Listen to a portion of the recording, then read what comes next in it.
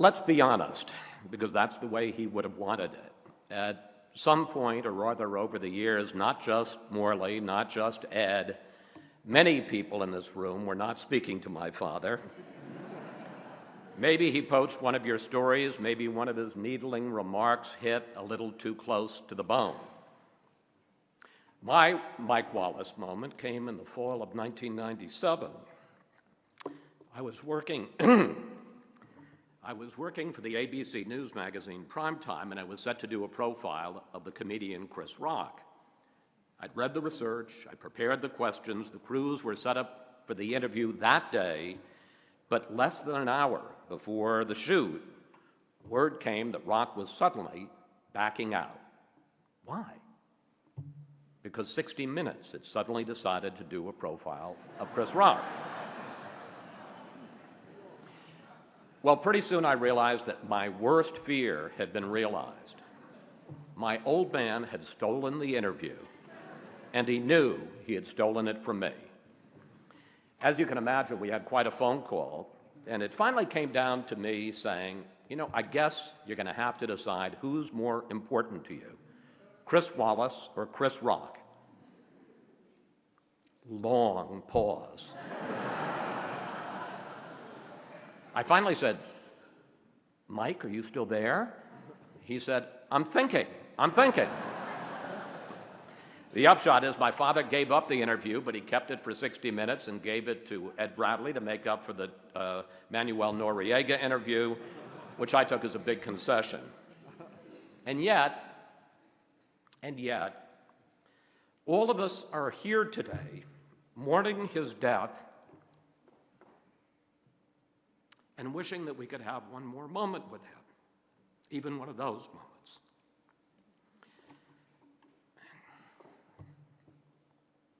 I've been thinking about a lot since my dad died. Why was someone who could be so exasperating, so endearing? Why did so many of us in this room love him so much? And what I've come up with is this. Yes, he could be difficult, even impossible, but I think that we all knew that deep down he had a good heart. He was a nice man. He could certainly be naughty or even bad, but he wasn't mean. One of the joys of the last few weeks has been hearing so many stories I didn't know of my father's acts of kindness. Bringing in journalism students who'd just written him a letter to give them career advice, reaching out to strangers brought low by depression to give them some hope. Growing up as Mike Wallace's son was not easy, and some of the qualities that made him a great reporter made him a pain in the neck at home. Before I went off to college each year, I used to have to make a presentation to him about how much money I would need for expenses. We both knew he was going to give me the money, but he wanted to put me to the test. And as someone once said, he had an underdeveloped sense of other people's privacy.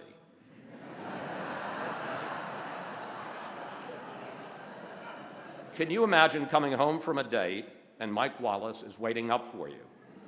Where did you go, he asked. What did you do? How do you explain this hidden camera video? I'm going to channel my inner Mike Wallace for a moment, tap my DNA, because I want to set the record straight on a couple of points, forgive me, as he would say, that have been made today. First of all this foolishness about my father being riddled with insecurity because he had acne as a young man. That may have been true in 1935. But for the last 40 years, he was a star, and he knew it. I can't tell you how many women, for some crazy reason, felt the need to inform me, his son, how sexy my father was and how they had a secret crush on him. Some of those women are in this room today. You know who you are. I've also heard a lot of commentary since my father's death about what a great performer he was, what a great interviewer. Yes, he was both, but he was much, much more than that. He was the best journalist I have ever known.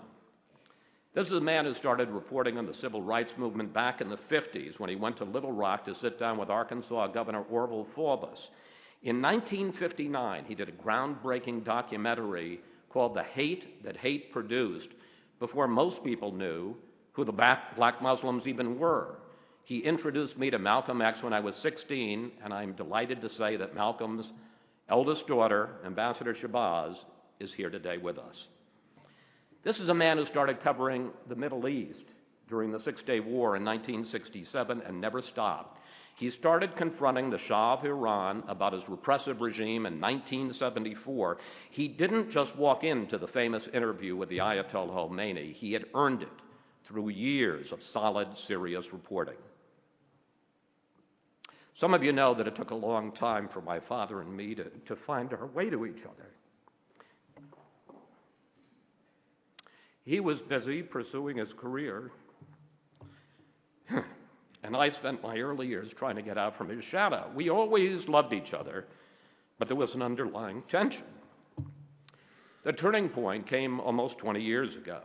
My other dad, another CBS News giant, Bill Leonard, died, and my first marriage broke up. I think my father always felt that he was somehow excess baggage while Bill was around, and if there was one thing my father knew about, it was divorce. In any case, for months, while Mike was traveling the world for 60 Minutes and I was doing the same for primetime, he would track me down every night, and give me a call just to ask how I was doing, and that's when we really became father and son. About 20 years ago, he was sitting on the porch of his home in Martha's Vineyard, and my father said, one of the blessings of having such a long life is that he had time, and I remember exactly how he put it, that he had time to make amends. He knew he had broken some crockery along the way, had hurt some feelings, and he wanted to make up for it. He reached out to members of his family, and I know he reached out and reconciled with many of you. Maybe the best thing he ever did, more meaningful than any investigation or any interview, is back in 2000, he fixed up his grandson, Peter, with Morley's producer, Jennifer Braheny. By the way, he wanted to chaperone the date, but luckily he was called away at the last minute to interview Milosevic. Peter and Jen have been married now for almost 8 years, and they gave Mike 3 great-grandchildren who you saw walk in here. 2 of them are still here, whom he adored, William, Caroline, and James. The last few years weren't easy for my father. This man with such a keen intellect and such a quick mind began to slip. But as your faculties are stripped away, doctors say that what's left is the essential person. And what remained of Mike Wallace was a sweet and gentle man. The last time I saw him, I took the train up to New Canaan with my daughter Megan to introduce him to his other great-grandchild, Sabine. At the end of a wonderful visit, I told him I loved him very much. Again, there was that long pause, and I said, Grandpa, this is the point where you're supposed to tell me you love me. And he dutifully said, I love you too. I remember walking down the hall and turning back to see his silhouette against a window and wondering if I would ever see him again. I never did. But we had one last great conversation. Lorraine and I were on vacation in Florida a few weeks ago, and the phone rang, and it was Mike. It was as if the sun were shining and the birds were chirping, and he was his old self. He was funny and engaged, and he sounded great. He knew something was happening to him, but I used to tell him, you could still make a lot of money doing commercial voiceovers. And we both laughed. Even in his diminished state, there was no one who was more fun to be around. He was still Mike Wallace, and that was still plenty. On behalf of his beloved Mary, my sister Pauline, our brothers Yates, all the grandchildren, and yes, the 4 great-grandchildren, I want to thank you all for coming today to pay tribute to my dad, for all the bumps in the road. He loved you, and he knew you loved him, and that has made these last few weeks a little easier. So long.